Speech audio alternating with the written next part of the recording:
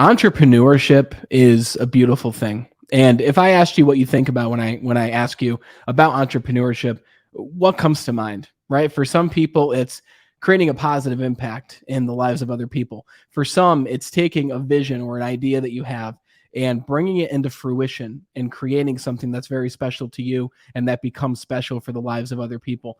For some, entrepreneurship means what they see on Instagram. It means flying first class. It means having the sports cars. It means doing the expensive things, traveling the world, having freedom of time, freedom of location. The reality is, entrepreneurship means something different for everybody, but it's not necessarily all it's cracked up to be, right? A lot of work goes into creating that vision. A lot of work and a lot of time goes into crafting the dream. And oftentimes you're working harder and you're working more than if you were working for somebody else. And you're doing it because of the vision, you're doing it because of the dream, and you're doing it because of the impact it makes for other people. And my guest today, my friend Matt Wolff, knows all about entrepreneurship when he started Ticket Time Machine in 2018. And I'm going to introduce you to Matt here in a second. But you know the fee for the show. When you take away something of value, something that made you think differently, something that you're going to take and actually use to make a difference in your life, then all that we ask is you share this show with just one other person who could use it as well. We're not going to show you ads. We don't have sponsors. We don't want to interrupt your experience. And for that, we ask you to keep doing your thing and being the best part of the Be Better team by sharing this show with just one other person. So without further ado, let's talk to the man of the hour, Mr. Matt Wolff, all the way down from Florida. For those who don't know Matt grew up in New Jersey and he graduated from the University of Florida, and now he lives in South Florida. As the founder of Ticket Time Machine, he is keeping the printed memory alive. We're going to talk about what Ticket Time Machine is, what they do, and who they help. He is the host of the Wolff Den, which has 200 plus unscripted episodes. Incredible show. He goes live on LinkedIn. You guys got to check it out. I've been on the show. Matt's an incredible host. And he also champions for mental health as a hashtag, same here, CEO. And we're going to talk about what that looks like as well. Matt, great to have you here, brother. I'm glad we made it happen. It's a hell of an introduction. Yeah, man. Hey, a hell of an introduction for a hell of a guy. We met months ago. And you're like, hey, man, we got to have you on the Wolff Den. And I took you up on that. And you're a fantastic host, brother. And I don't just say that. I promise. Like I was talking to Jen Fogg recently, and we were talking about you actually. And she's like, just the way that he moves from topic to topic and makes it like a conversation is such a skill that a lot of interviewers don't have. And I was like, I totally agree with that. You've got a gift. So I'm glad that we're able to have you on this show now. Yeah, I mean, I look at it more of a conversation than an interview. So I think because it's unscripted, it's hard to have an interview. I mean, could an interview even be unscripted? I don't know. Yeah, exactly. It's like I like to find that mix in between of, actually talking with someone as if, we were at a coffee shop or we meet them on the street, while also, having a plan of like, what do we want to talk about? Right. And finding the mix between those two versus just, it's like you're applying for a job. I think that in between is really important for something like this. Yeah, there's value to that because there are episodes where I go back and I'm like, oh man, we didn't even get to talk about this, or this. Yeah, exactly. Yeah, I mean, we talked about a lot on your show. We talked a lot about mental health. We talked about depression specifically. We talked about self-mastery. We talked about living a better life. We went over a lot. So we won't repeat a lot of the things that we went over there. But for those listening, what you do is very unique. And a lot of people are probably wondering, well, how do you keep the printed memory alive? Like, what is Ticket Time Machine and what do you do in that business? Yeah, keeping the printed memory alive is great. We do it with our physical keepsakes. These are our animated products, and we customize and personalize. This is something we did for the Fatherhood Festival, Jordan Davis VIP, Savannah Bananas, which are big. They just won their first playoff game last night. And then the old school stuff. We do badges, lanyards for events, conferences. We did for weddings, bar mitzvahs, you name it. Eighth grade, we did an 8th grade dance, a graduation party. So anything that people want to commemorate, whether it's ticketed or not, whether it's free or not, we can do. We can customize and personalize it. And we've added digital experiences to help engage and push content and make it just a much better product. I think our stuff stands on its own, but we've partnered with some pretty cool experiences. And just not everyone wants something printed, but those who do, I think, should have the option to get it. And if you're going to give someone something to wear around their neck, why not make it either like cool looking, something that they want to keep, or very functional? Yeah, I remember seeing your post about that specifically, something that hangs around your neck, and it was something where you write the person's name in there, but it said like first concert or it said something, and it was for a really prominent name that a lot of people would know, but it was just cheap. And you're like, this is like exactly why I do what I do, because there's so much of this out there when really all they need to do is change this and this, and it would be that much better. I think I even have it like literally sitting like right here on my maybe not, I don't know. Yeah, it said first concert, but it's like it wasn't my first concert. I wanted to celebrate my anniversary. And Yeah. then they spelled blue. They wrote it in, but they spelled Blues Travelers. They got the band name wrong. My whole thing is, if you're gonna do something, do it right. Exactly. 100%. Like I went to Steve Miller Band recently, and I would love to have kept a ticket from Steve Miller Band, but the ticket they gave us, it was just this cheap little strip of paper, and a lot of people don't even get it printed out. But I'm not really the collectible kind of guy, but even I like to hold on to things that have meaning. Like my wife is a huge Panic at the Disco fan, and we're going to actually go see them in a few months. And she holds on to all the tickets that she gets from all those events. She has them, she puts them somewhere. I don't really know where she keeps them, but she has them all laid out. Is this something that she would reach out to you and say, I want this to look nicer, and you'd create her a new one? Or is it something that the venue themselves would actually do with you? Yeah, the venue should do it, but if not, then we could print on our generic stock something if she only had it digital. Now, if she had a printed one that wasn't that nice, that's kind of, you got to deal with it. We don't really have permission to do much. And so that's where we need permission. But we're working with the venues to try and get them to do something nicer. Yeah, that's nice. They all should do that with the fees that go into Ticketmaster, the fees that go into the venues, everything like that. They should put that into something that's commemorable, something that people can hold on to and keep. Like obviously you are a collector, because obviously you wouldn't be in this business if you weren't. Have you always been interested in this world of, having the collectibles, having the printed version of things? And I guess, what you do now, has this always been a dream of yours since you were young? Yeah, and I'll start with the last one. I didn't imagine I was going to be doing this when I was younger. I always thought I wanted to go into something for myself, just because I don't like people telling me what to do. And so, that's one of the reasons why I was like, let me think of something I can do. I'm a collector. My wife calls it hoarding, but I have a lot of stuff, and I could show you some of the great stuff that I have, meaningful stuff. Tickets, I collected tickets. I wish I knew where some of them were. It's almost like baseball cards, which I also collect. But I've always collected things, and things that mean something on a trip. Like I have boxes and boxes of things that I can't throw them out. I just look at it and it just brings me back to that moment and the trip and who I was with and what I was doing. And I mean, really silly things if you kind of think about it. Stuff that I maybe didn't even buy. I just, it was just given to me. It was part of the process. So I've always been a collector.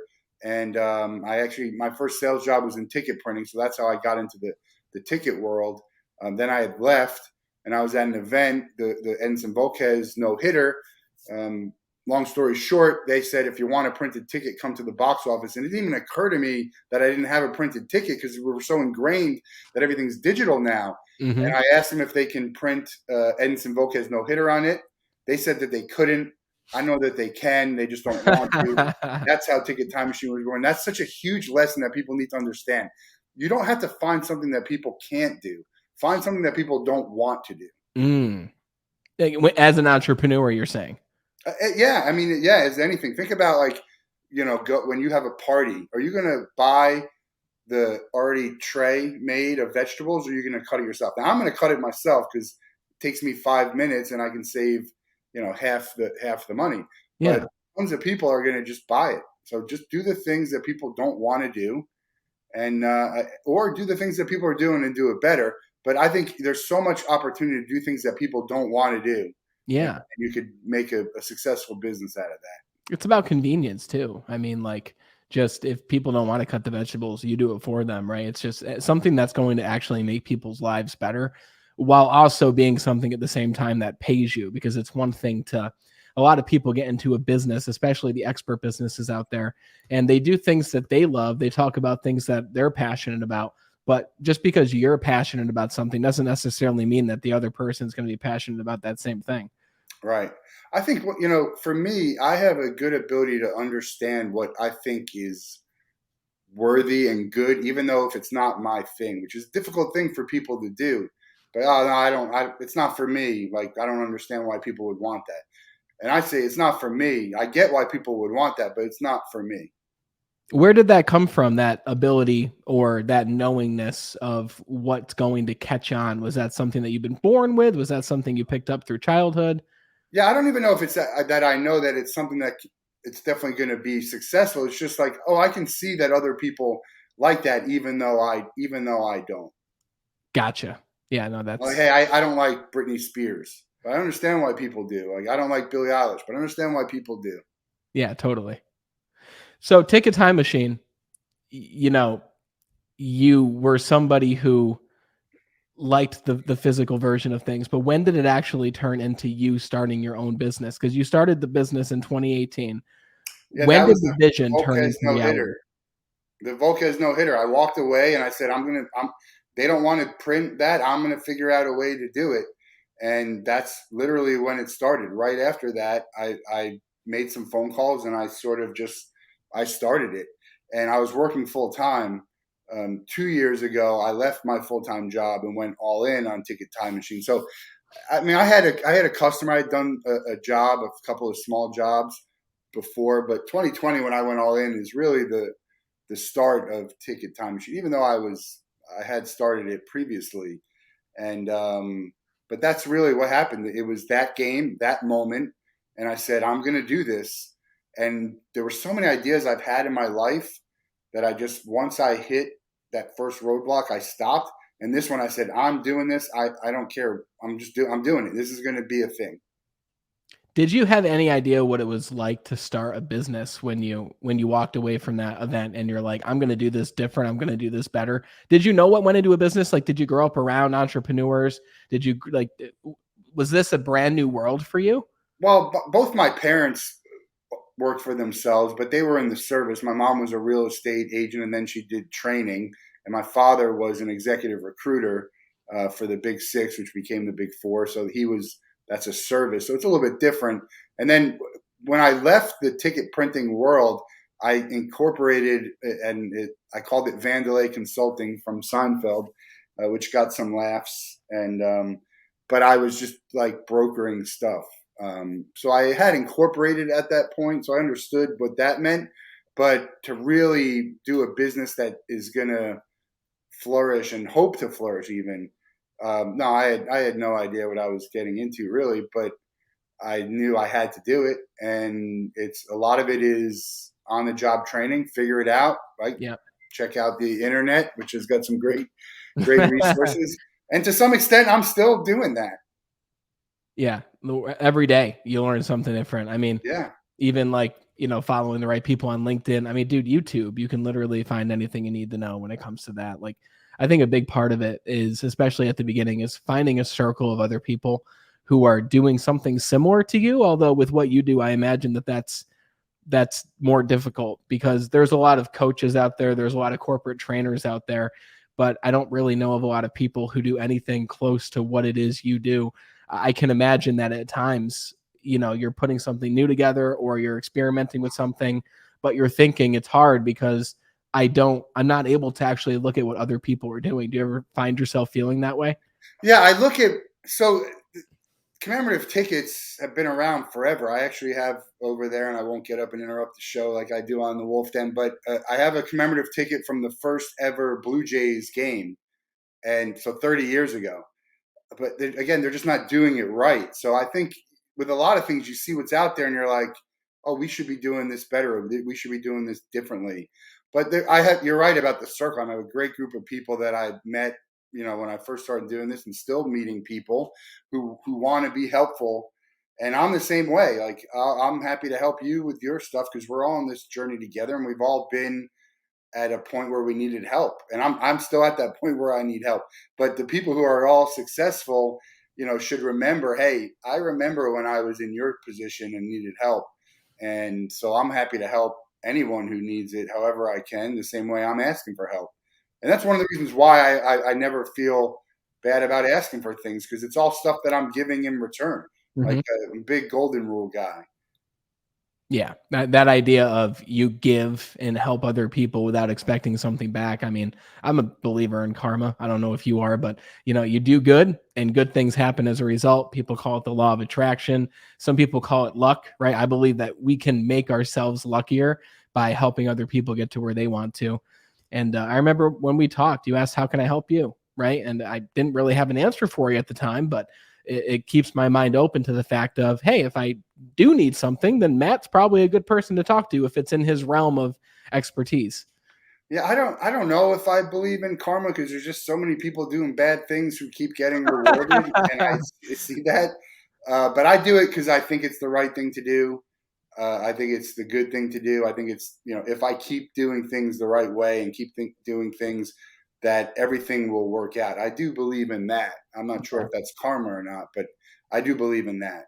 Yeah, the people I see though who do the bad things over and over, and it appears that things are still happening for them, or they're doing good. Like, I've never met someone who continuously makes the wrong decision from a morale standpoint, from a character standpoint, who feels good about themselves and who would be able to say that they have a high quality of life in their own vision, or whatever that means. So I do believe in karma, because while sometimes I see people who do good things, bad things happen to them, I think in the long run it tends to work out. I don't know. Yeah, I've I don't run the even know firm. if it's right or wrong. Like if it's the wrong thing to do, it just seems like it's not genuine to me. And like the virtue signaling, and the ghosting, and it's out there. I don't know that these people care, because I think they're very narcissistic in some respects. The ghosting. What do you mean? Because I saw you made a post about that at some point, and this isn't the first time I've heard you say that. Like, what is that? Like, Yeah, obviously, if you go on a date and the person doesn't ever yeah, talk to you no. again, like, what's that Ghosting mean to is you? just not responding to people, and I'm not talking about someone like I've never talked to you before. I'm talking about customers. I'm talking about people you have a Mm, proposal out to. You've had dialogue with them, and all of a sudden they don't return your phone call, your email, your LinkedIn message, and it's man, it's out of control. It's become so accepted. yeah, And again, I'm a unique person, because I reply to 99% of everything I get, literally, and I'm lucky to be able to do that. But I believe that I will keep that always, not junk and spam. And I even reply to those people somewhat, if it feels like it was thoughtful and not automated. yeah. Do you? So when you say you reply to those, you're talking about like the people who message you with like a sales pitch, or Yeah, they that's say, I fine. can help you generate this Yeah. many leads a day. You reply to those people, is what you're saying. Sometimes if it's not automated, and because there's a lot of automated stuff now, I will reply to sometimes I'll tell them, hey, look, I don't think you should, this isn't really, pitch isn't going to work, like you should put. And I've gotten on calls with some of them, Yeah. if they, and maybe it's a waste of my time, maybe it's not, but it's also good to, I take every opportunity to talk about what I'm doing. Yeah. So if I'm on a call with you, I'm going to tell you about Ticket Time Machine. Even if you're pitching me, I'm going to tell you about the Wolff Den. I'm going to talk about Same Here. Yeah. So for me, it's like, and eventually I might need this stuff. Right now, I don't, but eventually I might. It's good Yes. to know, like, sort of what the baseline is. Well said. I think that's the point that a lot of people miss, especially in this world where you can swipe right and find your soulmate. Like, this world of, if something isn't what you want, people just ignore it. Or what's even worse though is, it's one thing to not reply to someone. It's another thing to show interest in something and have a conversation that led to a certain point, and then that person just falls off the face of the earth. Like, if you were talking to a venue, they get to a certain point in your process, but then they just stop talking. And it's like, well, what's going on here? Like, to me, that's when it becomes rude. But at the same time, that's us also projecting out what that could possibly mean, because maybe that person just got super busy. Maybe that person had something happen in their life. Like, we don't truly know what That's happened. true. I have empathy for that because it's happened. Okay, but we're not talking about one time. We're talking about 6 times, right? My father passed away in 2005. I still replied to people. I was in the hospital with him.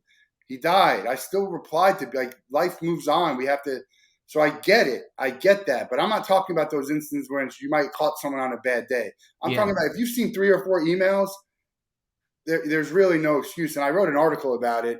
I Yep. really liken it to if I'm standing there having a conversation with you and you're just ignoring me. It's online, so it's much easier to do. Like, Yes. okay, you're already engaged in conversation. I know, and I argue with my sister all the time because she's very busy and gets hundreds of emails, but I'll never be okay with it. I never will. There's just no excuse for not replying at some point. You also have very high standards I when do. it comes to that, I and do. those high standards, I'm sure, create a higher expectation, and I believe me, I totally agree with what you're saying, by the way. I remember my mentor, Di, his name is, he's been on the show. He says, it's like you're at a cocktail party talking to someone, and, just like you wouldn't sell that person on the first conversation, like those people who come in your inbox and they tell you how they can help you.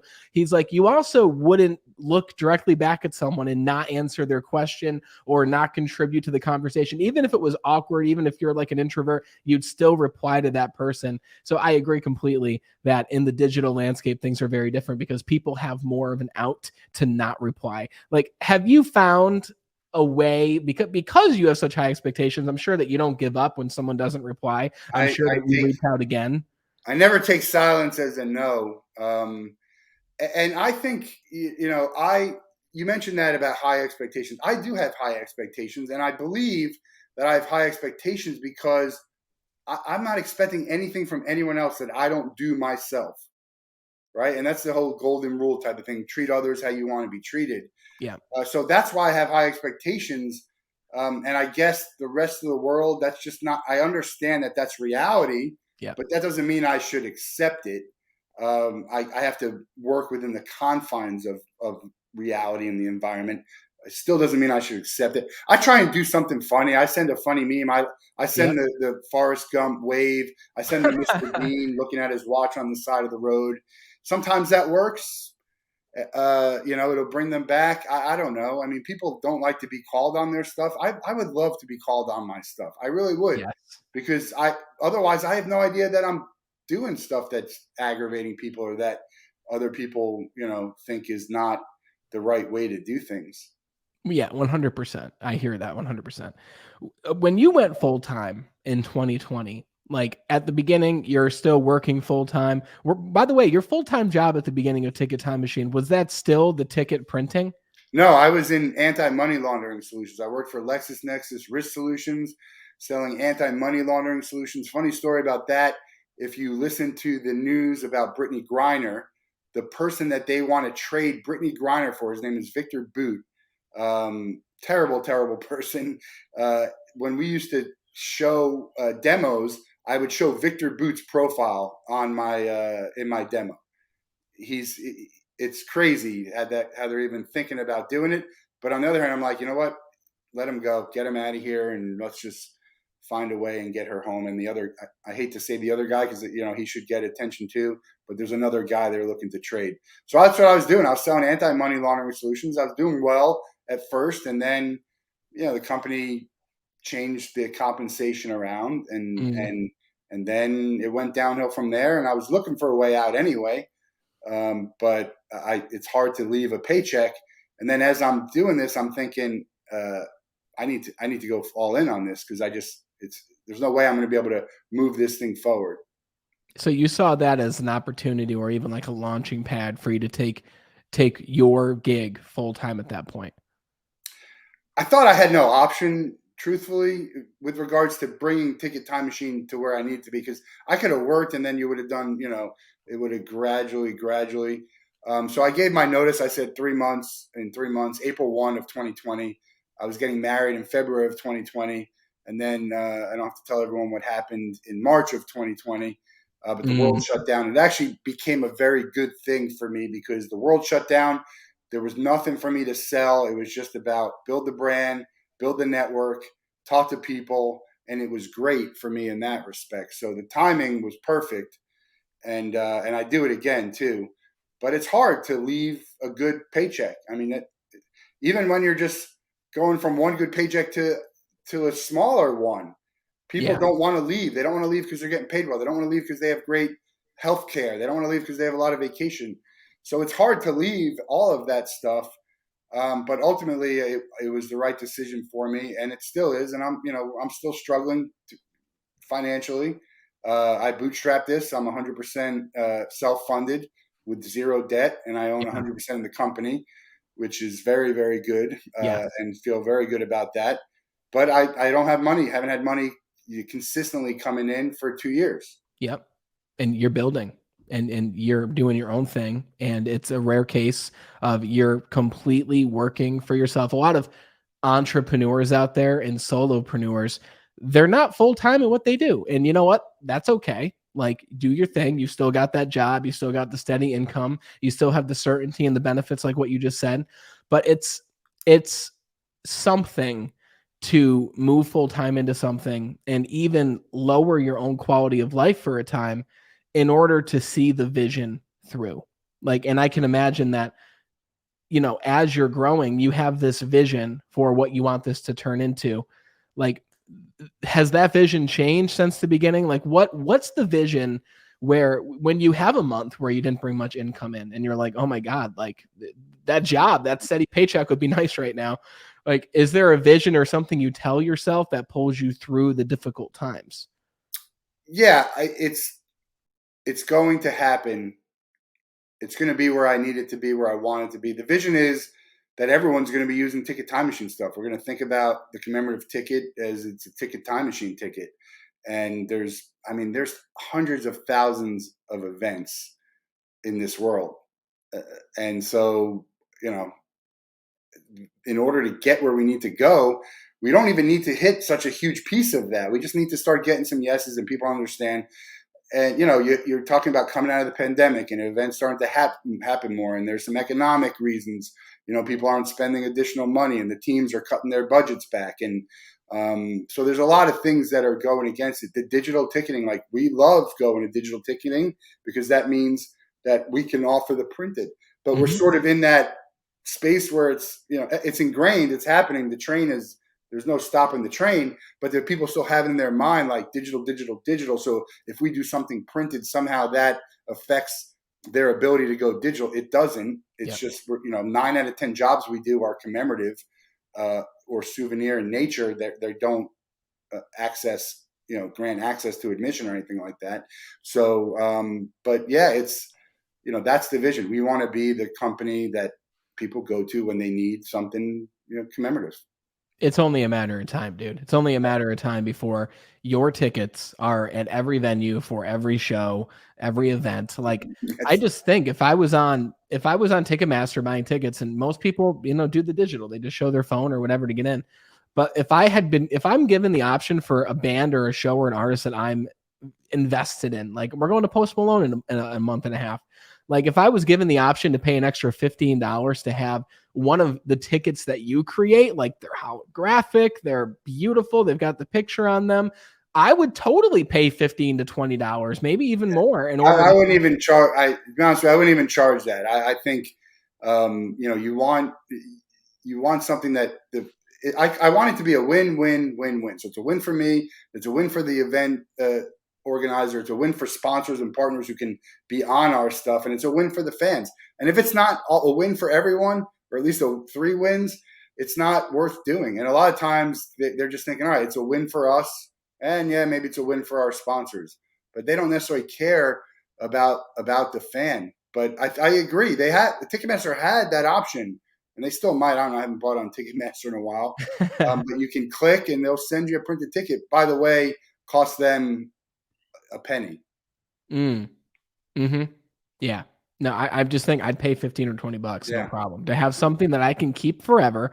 That would be a memory, a physical memory of that show. Like, I would have done it for Steve Miller Band too. And like, I'm not a huge Steve Miller Band fan, but I love all the, the top songs that you and I both know. So Hey, when I saw Steve Miller last, he came out firing with like hit, hit, hit, hit. And then the whole middle of it was like songs I didn't know, and I was like so bored. And then he finished really strong. Was it similar? It was actually kind of the opposite. So he came out first with the guy who opened with them. And dude, first thing I got to say is this man is 78 years old. All right, 78. My dad didn't even know this. Steve Miller Band is the lead guitarist and the main vocalist. Like everyone knows Steve Miller, right? But he plays lead while he's singing. And his opener was a friend of his, like a very big blues musician. None of us knew who it was, but people who were into that style of music definitely would, especially from back then. Yeah. So he came out first. The first song he did was with this gentleman that opened with him, and they riffed back and forth. They had a really good time. And the first few songs I didn't really know, but then he went into all the hits. He did Swingtown, he did Jungle Love, he did Joker, and he ended with all of his hits. So the last like 8 songs were all the main hits. Yeah, I love it. I'm a big Steve Miller fan. Same. Dude, he sounds like he did in the 60s. And this guy has literally been doing this for 6 decades now. He's been doing this. It blows my mind. And it was like 90 something degrees. It was humid as hell. Even at one point, he's looking around at everyone. We're all sweating. He's sweating buckets. And he's like, it's like swimming through gravy is what he said. And I never heard someone express it like that, but really, that's really what warmth and humidity feels like. It feels like you're swimming through gravy. The night before, like a couple nights before, the Backstreet Boys played. And dude, I got to say, listen, like I knew probably 4 songs from the Backstreet Boys. Like I really didn't know a lot of their songs. To me, they all sound the same, but I respect the hell out of them. But they performed, and dude, everything's choreographed. It was literally 95 degrees out. It was humid. So you saw it. I saw them. Yeah, they're great. Dripping sweat, buckets of sweat, and they performed like 10 out of 10. And I was like, dude, I'm standing here and I'm dripping sweat. These guys are dancing, jumping, singing on key, perfect pitch. I'm like, absolutely unbelievable watching that. Very impressive. Yeah, totally. So if you had to go back and give Matt Wolff from 2018 advice, or even Matt Wolff from 2020 advice when you went full time, and you could tell them anything that would help them to have a leg up compared to where you were, what advice would you give that Matt Wolff? Man, that's a good. It's such an obvious question. I don't know that I mean, I've learned a lot of stuff, but I feel like it's more that, if I was going to go back, I would go back to high school Matt Wolff and tell him things, or, even just beyond that, and certain things. Cause I feel like I was such a late bloomer in life with everything that I didn't get it until later in life. Things that I probably should have been doing that would have made my life better, easier, definitely different. But if I could go back and talk to, if you could choose any version of you, then. Yeah, I mean, I probably in college, I'd say, look, you need to think about life after college more seriously. I didn't get an internship. I should have gotten an internship, because I struggled to find work after college. But now you start looking at everything that happened. Okay, well, I ended up here and ended up here, and then this happened. So if I did that, if I got an internship in college and then I got a decent job out of college, I might be stuck in a good job. Yeah. And I might never have worked in ticketing and never have come to where I'm at. So it's hard. I don't necessarily think everything happens for a reason and the way it's supposed to happen. But I also do believe that, things could change. If I did change this in my life, everything else could have changed. So what advice would you give college Matt Wolff then? Yeah, I would say you need to really start to think more about life after college and take it more seriously. The funny thing is, when I was in college, I kind of wanted to be out in college and start your life. And then when you're out in college, you want to be like, hey, I'd like to get back into college. But life isn't fair. That's what I would say. Life isn't fair, and I'm very privileged. I understand that. Joe Favorito. I don't know if you know Joe Favorito. I'll give him a shout out. He had a post he was sharing Robin Roberts' post today where it's like, what would happen if we all get into a room and we throw our problems into the center, and then you could start grabbing problems back. Like you'd probably grab your own back, right? Your Yeah, problems true. are probably a lot less and not as bad as other people around you. Damn. I like that saying. I'm going to Yeah. take that. John, what's his name? John Favorito? His name is Joe Favorito. Great Joe. Okay. marketing, branding. But it was Robin Roberts, I believe, who made that. I'll share it with you. Yeah, please do. Super cool. Do So you yeah, think I mean, it's just make better. There's just choices. I was lazy. I'm a procrastinator. I don't do that very rarely with Ticket Time Machine because I don't have the option. yeah. But when I had the option to do it, I chose that. So it's like don't do that back then. Make the choice. Do this. Don't not do that. And I probably would have a lot more money in my pocket. Certain things would just be easier. Yeah. Talk to my friend about this. Procrastinating. Nothing ever gets easier. Hmm. It doesn't get better. Most likely, the situation is going to be the same, if not worse. But we love to procrastinate, and I'm as guilty as anyone of that. That's a big thing that I'm sure changes when you go full time, like what you just said. I don't procrastinate with Ticket Time Machine because I don't have the option to. Yeah, When you have a job and you're also doing things, it makes it easy to say, oh, I had a long day today. I'll focus on the project tomorrow. And then you push it off, you push it off, you push it off. That putting yourself up against a wall, that point of you have no option except to do this, it's a very real situation to be in, but it can also be a very good situation because then your business grows in the way that you've always wanted it to, but only because you didn't give yourself the option to back out or push things off.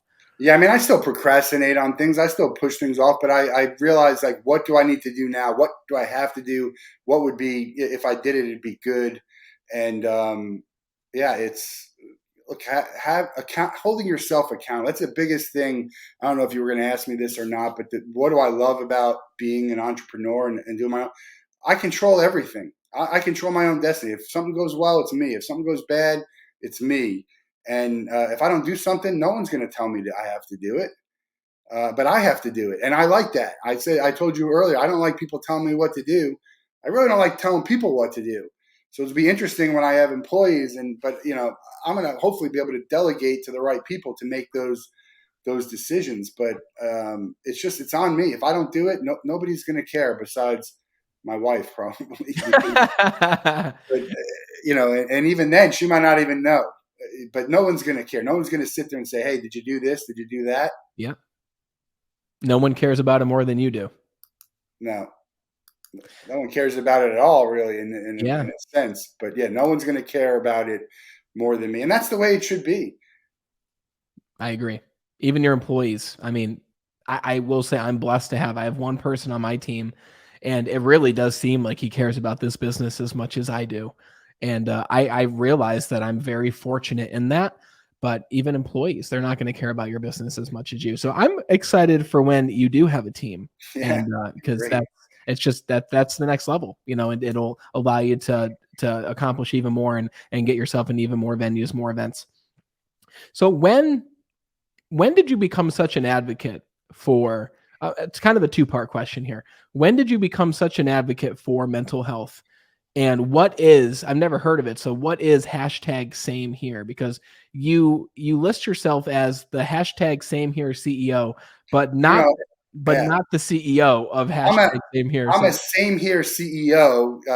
So the short version again, and I'm wearing a same here hat. This is the logo. Same here is an I like that. organization that was started by Eric Kusin, who had a long history in the sports world, but had a lot of mental health issues. His story, I encourage you to read it. It's devastating to read. I actually reached out to him on LinkedIn because I wanted to talk. He worked at the Panthers. I wanted to talk about sports. So we are talking about sports, and then he's like, "Well, here's what I do. I'm doing work. I got the same here in mental health." And I said, "You know what? I dealt with mental health myself. I went through some depression. I had a lot of stuff, and mine. I say it's like mild compared to his, but it was paralyzing to me, and it was terrible." He's like, "Well, you can share your story." So I shared my story, and then like a couple weeks later, I got a call from him And there's a guy, his name is Steven Georgella, who wanted to start an arm of Same Here, which is for CEOs. So the thing is, like, everything starts at the top. So now it's a C level, but I'm a Same Here CEO. It's funny, I get spam, like, hey, you're the CEO of Same Here, or you want mental health leads, and I'm like, no, I don't want mental health leads. I don't need healthcare leads, because I don't do that. But anyway, But this you is a respond hat. to them though. They Yeah. did a program with the New York Mets, and they gave, if you bought a ticket, you got this hat. They're doing great things, keeping the conversation moving forward. Eric is very well connected, so there's a lot of athletes involved. Dwight Gooden is involved. Darren Rovell is involved. So a lot of great people involved in this organization. And it's just about keeping the conversation moving forward with the hashtag 5 and 5, that everyone has some sort of mental health challenge that they're dealing with. And we talk about mental health, not mental illness, which is 1 in 5. But the mentally ill need help, but we need to get to the mental health conversation so it doesn't turn into a mental illness. And so ever since then, I've just been a champion for it. But I've been a champion. When you become on your own, you don't have to worry about what anyone thinks about what you say. Now, look, words have consequence, right? So freedom of speech, not freedom of consequence. What I say could come back and bite me, but that's fine. I generally feel like I'm saying what's good, what's right, on the right side of history. And so,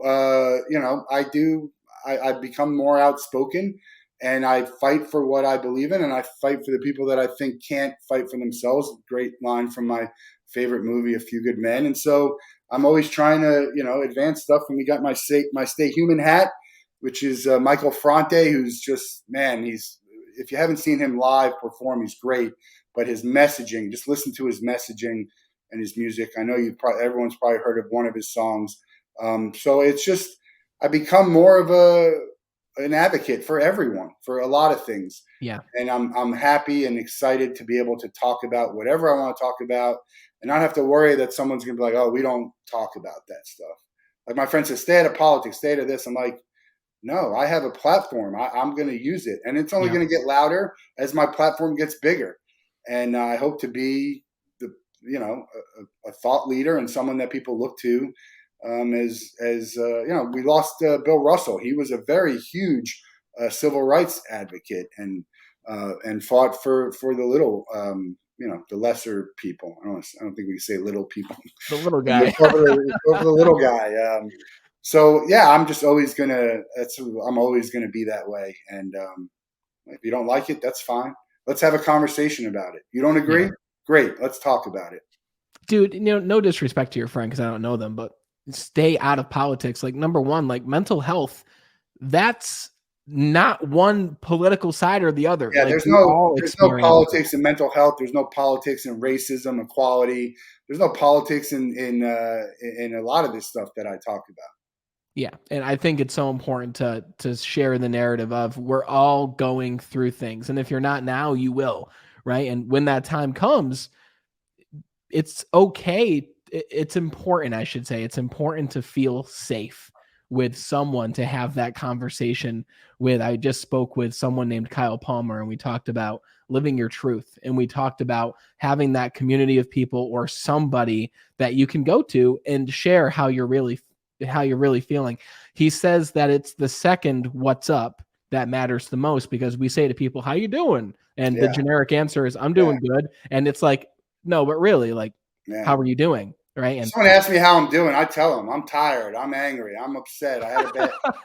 Don't ask. Like, I have a few things. My friend says I got a lot of weird rules, but I have a few things. The golden rule, very big for me. But also, don't ask questions you don't want to know the answer to. True. Don't offer help you don't want someone to accept. Those are two of the most important rules for me. So yeah, don't ask a question you don't want to know the answer for. You ask me how I'm doing, I'm going to tell you how I'm doing.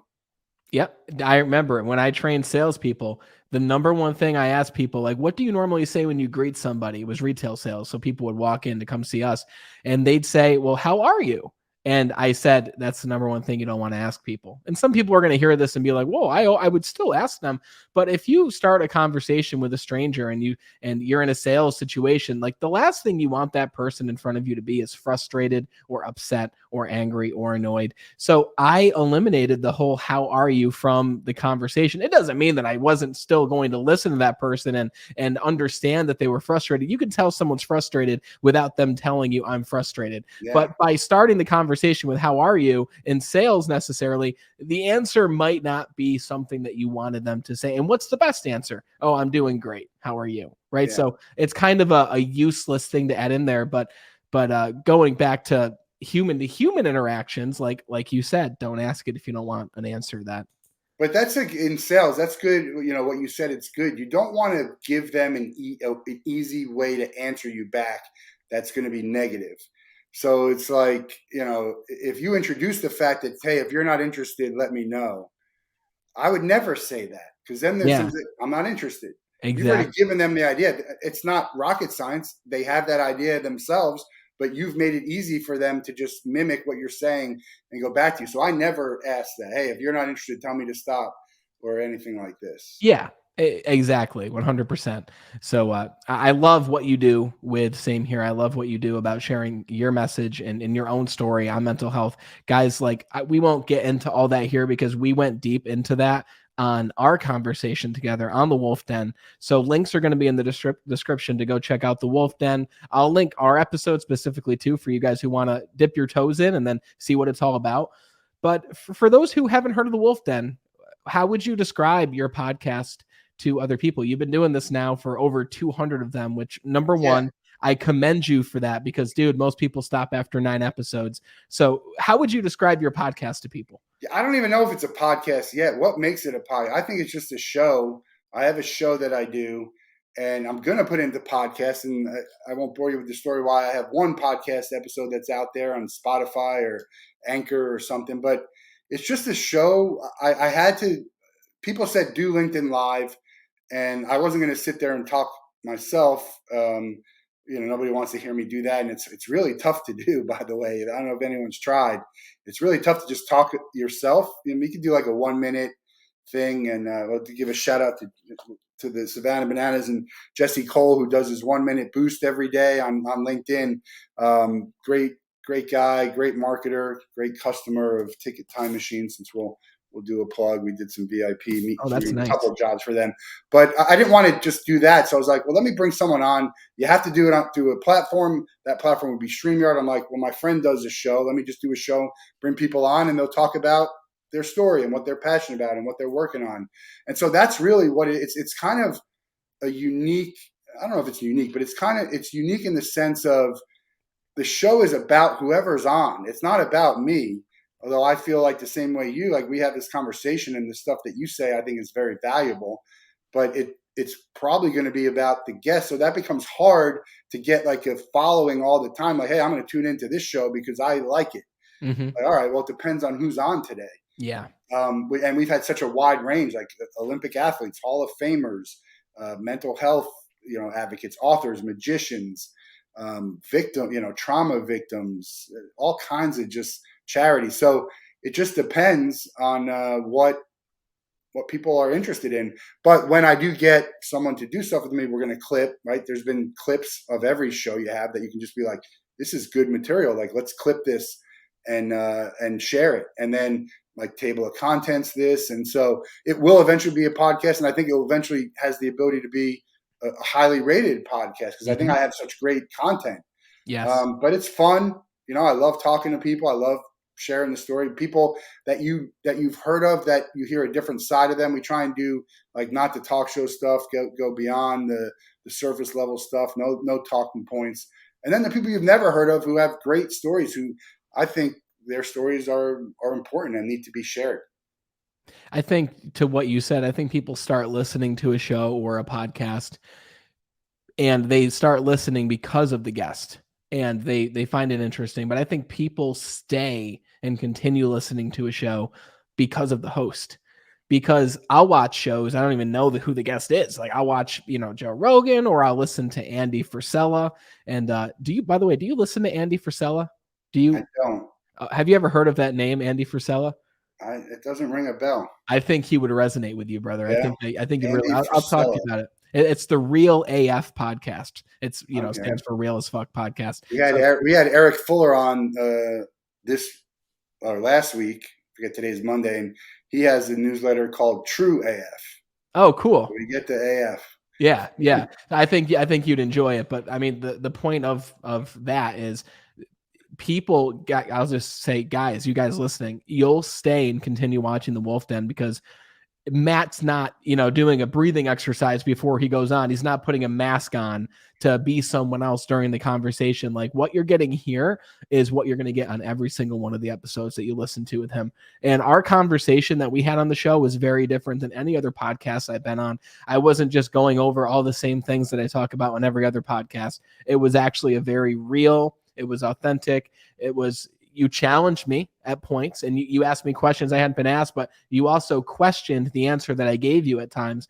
And I was like, wow, I really like this because it was more of a philosophical conversation than most other shows that you listen to. And I imagine it's the same with all your episodes.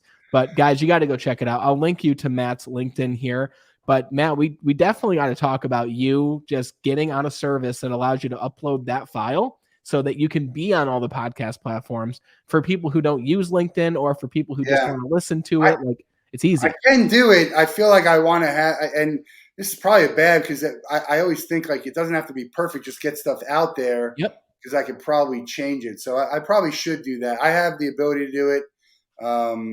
So I probably should do that and see what happens. It's already done. You just download the recording and then boom, upload it.